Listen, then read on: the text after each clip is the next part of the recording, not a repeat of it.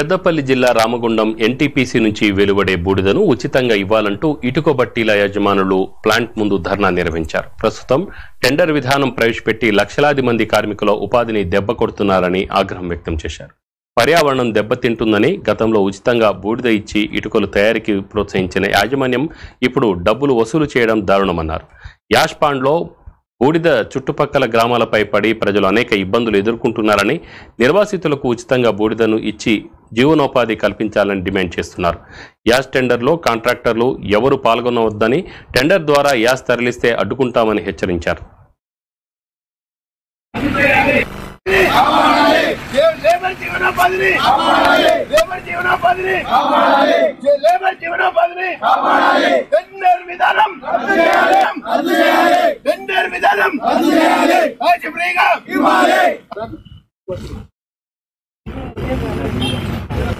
ముందు ఇక్కడ అంతా యాషెస్ కుందన్పల్లిలో స్టోరేజ్ అవుతా ఉంది. దీనివల్ల పర్యావరణ అబ్జెక్షన్స్ వస్తున్నాయని చెప్పి పర్యావరణ శాఖ, కేంద్ర పర్యావరణ శాఖ వారు జీవో తీసింది 99లో. యాష్ను ఫ్రీగా ఇవ్వాలి, ఫ్రీగా బట్టీలకు తరలించాలని జీవో తీశారు.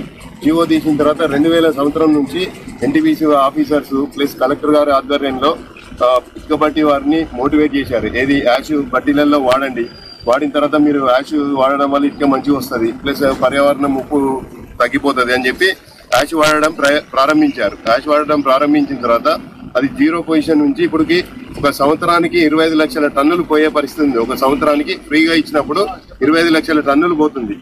ఇది లాస్ట్ 2021 సెప్టెంబర్ 30వ తేదీ ఈ టెండర్ అంటే దీన్ని ఫ్రీగా ఇచ్చే దాన్ని క్యాన్సిల్ చేసి దీన్ని టెండర్ విధానం ద్వారా, వేలంపాట ద్వారా మీరు తీసుకోవాలని చెప్పి ఒక జీవో తీశారు. ఇది కేంద్ర విద్యుత్ శాఖ మినిస్ట్రీ నుంచి ఆ జీవో వచ్చింది.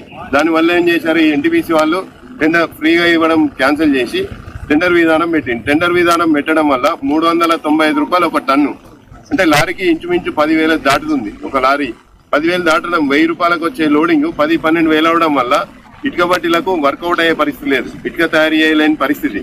ఎవరైతే టెండర్ వేస్తారో మేము వాళ్ళని అడ్డుకొని మరి లారీలను ఆపేయడం జరుగుతుంది.